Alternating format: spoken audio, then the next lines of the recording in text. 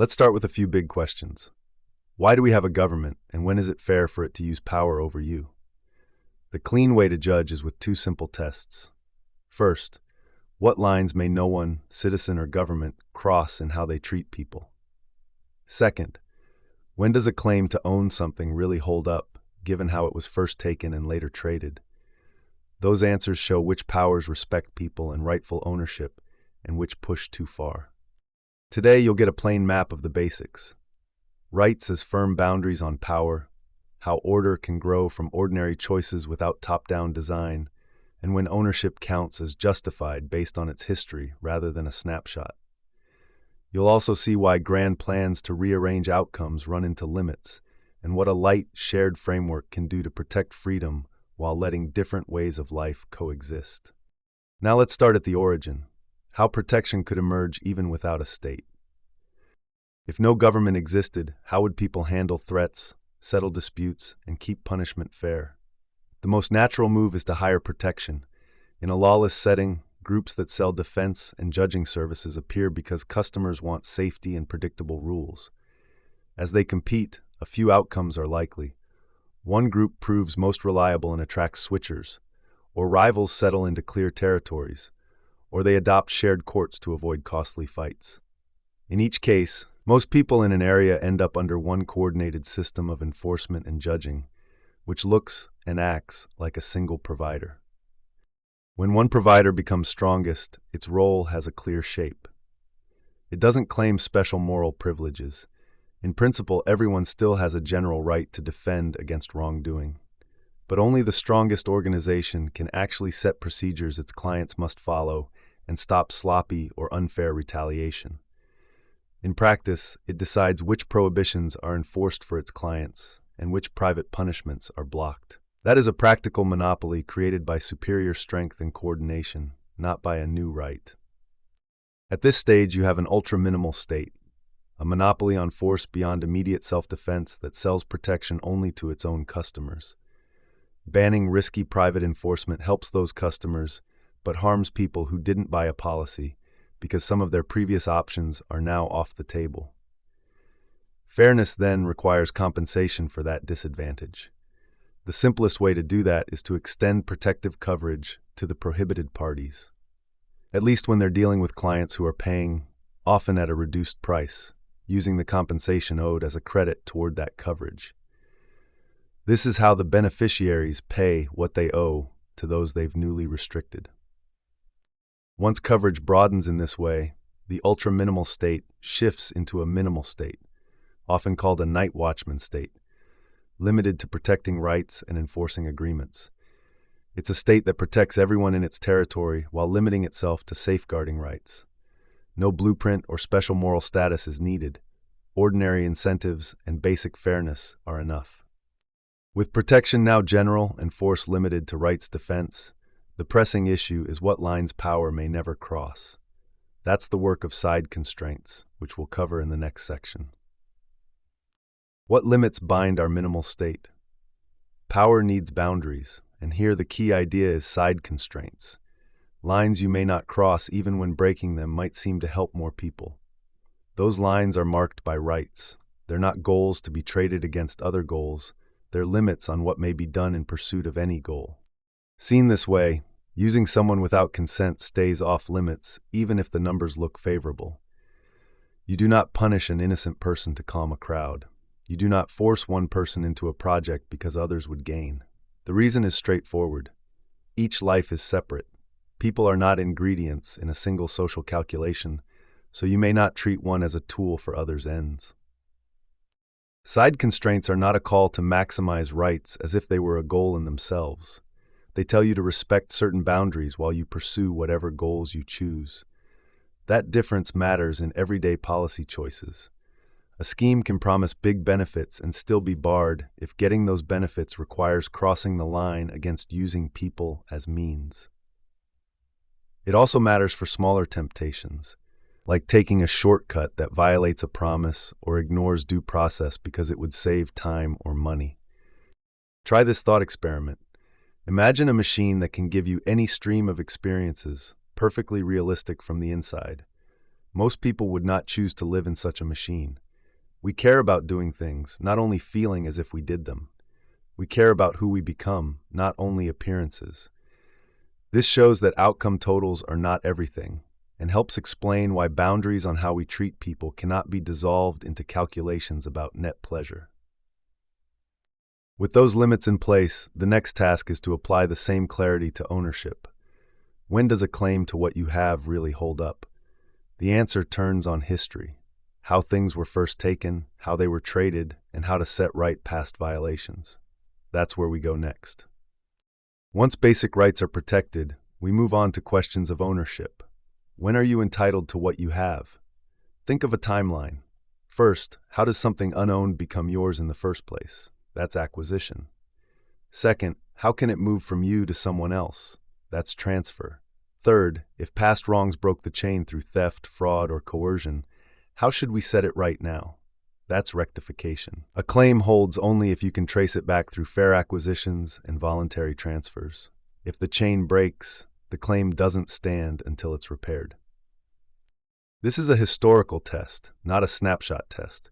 Snapshot rules pick a picture, like giving everyone the same amount, setting fixed percentage targets for groups, or allocating more based on need or on who's judged most deserving. These types of rules then grade today's distribution by how closely it matches the snapshot. The historical view, on the other hand, says two identical pictures can differ morally if one hides past violations while the other records clean exchanges. What matters is how holdings came to be, not whether the photo fits a design. To keep the first step of acquisition honest, there's a condition on original taking, often called a proviso. You can appropriate an unowned resource only if others aren't made worse off than when it was open to all. If your taking would leave them worse off, compensation may be due. That same baseline carries forward. Later uses or mergers that would recreate the harm are limited or must be offset. Once holdings pass these tests, voluntary exchange or transfer does the rest.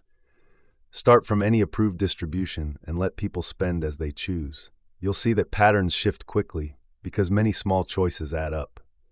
For example, if millions each pay a small fee to watch basketball star Wilt Chamberlain, he soon has far more money than others, and that outcome is justified because it flows from voluntary payments.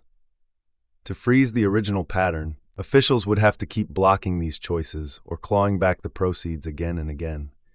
Freedom predictably upsets patterns, and a historical standard expects that. Rectification completes the picture. Where past wrongs broke the chain, the task is to restore or compensate so the record becomes clean going forward. This is the case for land taken, contracts voided by force, or fraud that redirected holdings. The aim isn't to chase a preferred pattern, but to repair specific violations and reestablish a fair chain of title. Put together, these elements make up the entitlement theory. Just ownership rests on how things were first taken, how they were traded, and how we correct past violations, all under a fair taking proviso. With that in place, we're ready to put common policy plans to the test. We'll do this in the next section. We've set the standard for just ownership. A holding is justified when its history is clean, fairly taken, fairly traded, and repaired where past wrongs broke the chain. Now we can use that standard to judge familiar proposals, going beyond simple rights protection. Let's start with equality of opportunity. Raising the floor, tutoring, scholarships, open networks, voluntary philanthropy fits the framework because it doesn't seize what already belongs to someone. The trouble begins when the plan needs compulsory transfers from people whose holdings pass the history test. That step treats rightful holdings as a pool to be tapped to hit a target. It's not that helping is bad. It's that help must respect how things came to be ours in the first place. If it can be done through consent, association, and persuasion, great. If it can't be done without taking from someone who has a justified claim, it crosses the line the framework is built to protect. Claims about self-esteem and meaningful work face the same hurdle. Broad psychological generalizations, like hierarchy crushes dignity, or only self-managed jobs protect respect, don't fit the variety of real workplaces. But when jobs are actually redesigned to include more variety, skill, and decision-making, and that redesign also raises productivity, firms have reasons to adopt it. When firms don't make those changes, people who value autonomy or variety can still choose roles that trade some pay for a better fit, just as they already balance income, time, stress, and purpose when picking jobs. That space for voluntary trade-offs matters. It shows how you can improve the fit between people and work without forcing a redesign that overrides clean ownership and willing exchange. Having a wider say sounds appealing until you spell out how it might work in practice. Imagine personal decision rights sliced into tradable shares that spread across society. Over time, you would arrive at a giant, centralized organization in which everyone holds one voting share in everyone else, and detailed rules now reach into private choices. What began as participation ends up as mutual ownership. The lesson is simple. Expanding say can turn into control, and control over persons is exactly what a rights-respecting order is meant to block. What about the common worry that in such an order, voluntary giving won't be enough? Well, respecting rights doesn't stop anyone from directing support to the same people or projects they care about. It only says you can't override justified claims to make it happen. If a goal is worth funding, make the case and invite backing. The means must match the end. Once you measure these ambitions against clean histories and the limits that protect separate lives, a constructive task remains. The final step is to sketch a simple, shared framework that secures rights while leaving room for very different communities to grow side by side, our focus in the final section. For our shared framework, we'll aim for something simple and practical. Give people space to build the lives and communities they actually want, without forcing one master plan on everyone. In a healthy setting, groups form, attract members, change, split, and sometimes fade. Joining and leaving are voluntary.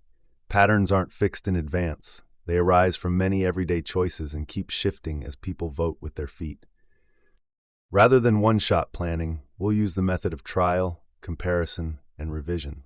Groups try arrangements, people see how those rules work in real life, and entry and exit act as a running review. Good ideas spread because others copy them. Weak designs get reworked or dropped. Even discarded ideas can be tested again later if conditions change. The goal isn't to predict a single ideal, but to keep the door open to many attempts and let experience do the sorting across time. Turning that into practice brings familiar hurdles. People need clear information about options, moving can be costly, and some communities might try to trap members. A limited common authority helps here. It handles disputes across communities, guards basic rights, and makes sure exit is real when someone wants to leave, through transparent procedures, safe passage, and remedies when exits are blocked. Most of life still runs locally through voluntary rules. Details can be tricky. Promises, family obligations, or punishable offenses can complicate departure, but the direction stays clear. Keep the framework voluntary while making exit meaningful. Under that umbrella, internal rules can vary widely. Some communities may choose strict moral codes, tight workplace rules, or shared property. Others may prize personal latitude and loose ties. What matters is consent and the genuine ability to move. If people can pick the terms that fit them and leave when they don't, there's no need for uniform national dictates to enforce a single way of life. Seen from another angle, the framework that makes this pluralism possible matches a minimal state. Enough shared protection and coordination to secure rights and mobility without a mission to engineer outcomes or values from the top. Two roots meet here: limits on centralized power and the practical needs of open-ended experimentation, and they converge on the same conclusion. A rights-based, minimal structure is the best way to let multiple visions grow, compete, and peacefully coexist.